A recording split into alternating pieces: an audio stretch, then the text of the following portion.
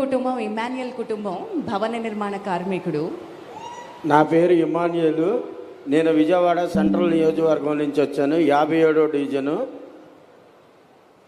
మా ఆవిడి మచ్చ షారోన్, మా అమ్మాయి మచ్చ అలేఖ్య, మా అబ్బాయి గని ప్రకాష్. మా అమ్మాయి ఇంటర్మీడియట్ చదువుతుంది సార్, బైపీసీ. అంటే బైపీసీ మామూలుగా ఎన్ఆర్ఐ కాలేజీలో చదువుతుంది. ఇంటర్మీడియట్ ఫస్ట్ ఇయర్ అయిపోయింది. సెకండ్ ఇయర్కి కొద్దిగా ఆర్థికంగా ఇబ్బందిగా ఉండి మా బాబుని 10th క్లాస్లో ఆపి నాతో పాటు వర్క్కి తీసుకెళ్తున్నాను. కానీ నాకు మా పాపను చదివిస్తే నాకు కొద్దిగా ఇదిగా ఉంటుంది. నేను రాడ్ బెండింగ్ వర్క్ చేస్తాను సార్. నేను భవన నిర్మాణ కార్మికులు. నేను అది సార్. నువ్వేం పని చేస్తావమ్మా? పూలు కట్టుకుంటాను సార్. నేను ఏదమ్మా? పూలు కడతాను, ఇంటికాడ వర్క్ చేసుకుంటాను. పూలు కడతావు. ఇప్పుడు మీ అబ్బాయిని నిలిపేసావు కదా, ఏం చేస్తారు ఇప్పుడు? నీతో కూడా తీసుకెళ్తున్నాడు, నాతో పాటు వర్క్ కార్మికుడిగా. అవును సార్. నువ్వేం పని, మేషన్లో ఏం పని చేస్తావు? నేను రాడ్ బెండింగ్ వర్క్ చేస్తా సార్. బిల్డింగ్. ఆ కుర్రాడిని ఏం పని చేపిస్తున్నావు? నాదే నేర్పుతున్నావు సార్. నీకు తెలిసిన విద్య అది, అంతే. అంటే అదే నేర్పిస్తున్నావు. అంటే ఆర్థికంగా ఇబ్బందిగా ఉంది సార్. ఇద్దరు కలిసి ఎంత సంపాదిస్తారు? నాకు 700 వస్తాయి సార్, మా అబ్బాయికి 500 వస్తాయి. 500 వస్తుంది. అవును సార్. 1200 రూపాయలు వస్తుంది. అవును సార్. 1200 రూపాయలు వస్తుంది. మీకెంత వస్తుందమ్మా? ఏమ్మా మైక్? రోజుకి 70 రూపాయలు వస్తాయి సార్ పూలు కట్టుకుంటే. ఓకే, ఒక 1500 2000 రూపాయలు సంపాదిస్తావు. ఇది మీరు ఒక స్టోరీ విన్నారు. ఆ కుర్రవాడు చదువుకోనుంటే ఆ సమయంలో, సరైన సమయంలో ఎవరైనా హ్యాండ్ హోల్డింగ్ ఇచ్చి చదివించగలుగుంటే ఆ కుర్రాడు ఇంజనీర్ అయితే మనతో సమానంగా ఆలోచనలు వస్తాయి. ఆయన ఆలోచనలు ఆగిపోయినాయి. ఇప్పుడు ఆయన తండ్రి నేర్పించిన రాడ్ బెండింగ్ నేర్పించాడు, అదే శాశ్వతం అనుకుంటున్నాడు. రేపటి నుంచి దానికే తృప్తి పడతాడు. అక్కడి నుంచి నో యాస్పిరేషన్. ఇప్పుడు అతని కోరిక ఏంటంటే, తండ్రి కోరిక, ఆ అబ్బాయినట్ట పనికి పెట్టేశాను, కనీసం ఈ అమ్మాయిని చదివిద్దామని తాపత్రయం పడుతున్నాడు. That is a very clear case. అమ్మాయిని ఏం చేయాలనుకుంటున్నావు? ఎంబీబీఎస్ చదివేయాలనుకుంటున్నాను సార్. మీరు ఒక కోరిక చూశారు, ఒక కొడుకుని నిలిపేసి కూతుర్ని ఎంబీబీఎస్ చేసి డాక్టర్ని చేసి నా కుటుంబం కూడా డాక్టర్ అయ్యారని చెప్పుకోవాలనేది ఆయన ఆశ. అది చూసినప్పుడు బాధేస్తుంది. వాళ్ళు చదువుకోలేక కాదు, అవకాశం లేక. ఏంటమ్మా నువ్వేమనుకుంటున్నావు? నువ్వే నీ పేరు చెప్పమ్మా. దగ్గర పెట్టుకో, మైక్ పెట్టుకో, మాట్లాడు, ఫ్రీగా మాట్లాడు, చెప్పు. నా పేరు అలేఖ్య సార్. అలేఖ్య, ఏంటి బాగా చదువుకుంటున్నావా? చదువుతున్నాను సార్. దగ్గర పెట్టుకోమ్మా, ఫ్రీగా గట్టిగా మాట్లాడు. బాగా చదువుకుంటున్నావా? బాగా చదువుకుంటున్నావా? చదువుతున్నాను. ఏం కావాలనుకుంటున్నావు? Doctor sir. ఎందుకమ్మా అనిపించింది నీకు డాక్టర్ కావాలని? పేదవారికి సహాయం చేద్దామని.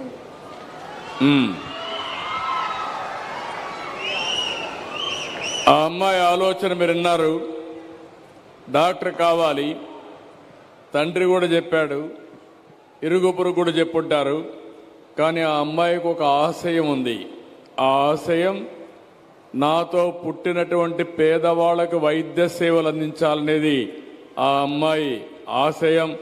మీరందరూ గట్టిగా చప్పట్లు కొట్టి అభినందించాలి. పేద కుటుంబాల్లో పుట్టినంత మాత్రాన ఆశయాలు తక్కువ ఉండవు, ఇంకా ఎక్కువే ఉంటాయి.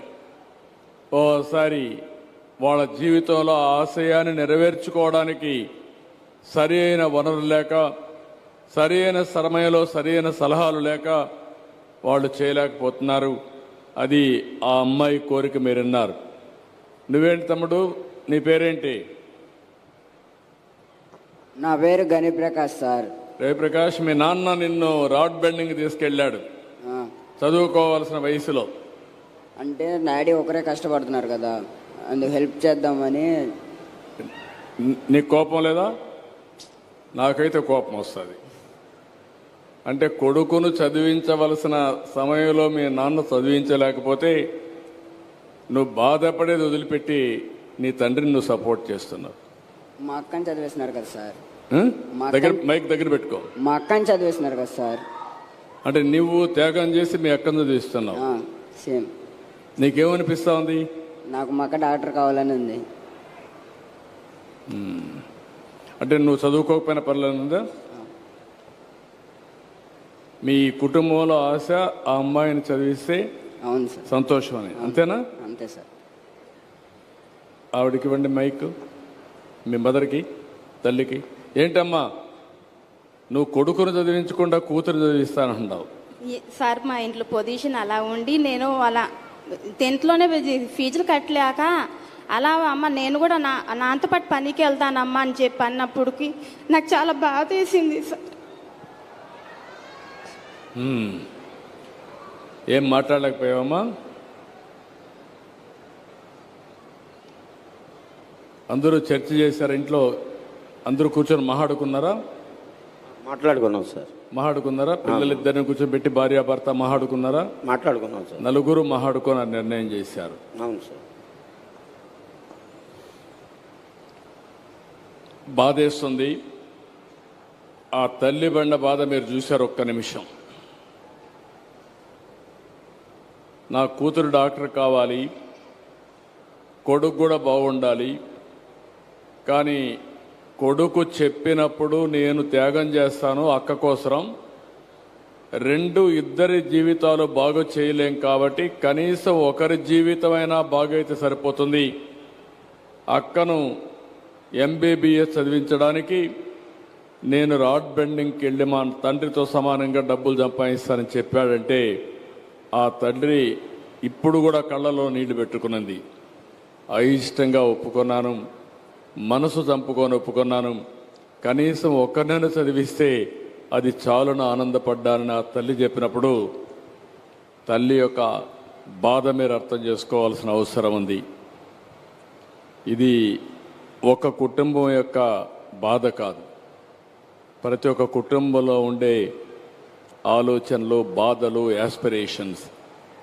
అవి సాధించలేకపోయినప్పుడు మొట్టమొదటి మీరు చూశారు, కుటుంబం అంతా కూర్చొని ఆలోచించి ఆ అమ్మాయిని ఎంబీబీఎస్ చేస్తే కనీసం త్యాగం చేయడానికి తండ్రి కొడుకు ఇద్దరు సిద్ధంగా ఉన్నారు. ఒకవేళ రేపు ఆ అమ్మాయికి సీట్ రాకపోతే కొడుకు త్యాగం చేసినా ఆ అమ్మాయి ఎంబీబీఎస్ చేయలేకపోతే ఉన్న ఒక్క ఆశయం కూడా నెరవేర్చినప్పుడు ఆ కుటుంబం ఏ విధంగా బాధపడుతుందో మనం ఆలోచించుకోవాల్సిన అవసరం ఉంది. ఇలాంటి కార్యక్రమాలు చేయడానికే నేను ఈ కార్యక్రమాన్ని తీసుకొచ్చాను. నేను మాట్లాడేటప్పుడు మిగిలిన విషయాలు మాట్లాడతాను. మీరందరూ గుర్తుపెట్టుకోవాల్సిన అవసరం ఉంది. మనం అందరం అనుకుంటే ఇది అసాధ్యమా అని అడుగుతున్నాం. సాధ్యం. ఏ విధంగా సాధ్యమో అందరి మాటలు విన్నాక నేను మాట్లాడతా. ఈరోజు నేను మా మిత్రుడు పవన్ కళ్యాణ్ గారు ఇక్కడ చేసే సంకల్పం ఉక్కు సంకల్పం. ఇది సాధిస్తాం. ఏ విధంగా సాధిస్తామో ఎన్డీఏ తరపున అటు నరేంద్ర మోడీ గారి యొక్క సహకారం ఉంది, ఇక్కడ జనసేన ఉంది, తెలుగుదేశం పార్టీ ఉన్నాం, ముగ్గురు కలిసి ఎన్డీఏలో ఉన్నాం. ఎన్డీఏ తరపున ఏం చేయబోతున్నామో ఒక నిర్దిష్టమైన ఆలోచన మీ ముందర పెడతాను. దీన్ని సాధించే వరకు అవసరమైతే మా జీవితాలు అంకితం చేస్తామని మరొకసారి మీ అందరికీ విజ్ఞప్తి చేస్తున్నాం. అద్భుతం సార్, అద్భుతం. మరి ఇటువంటి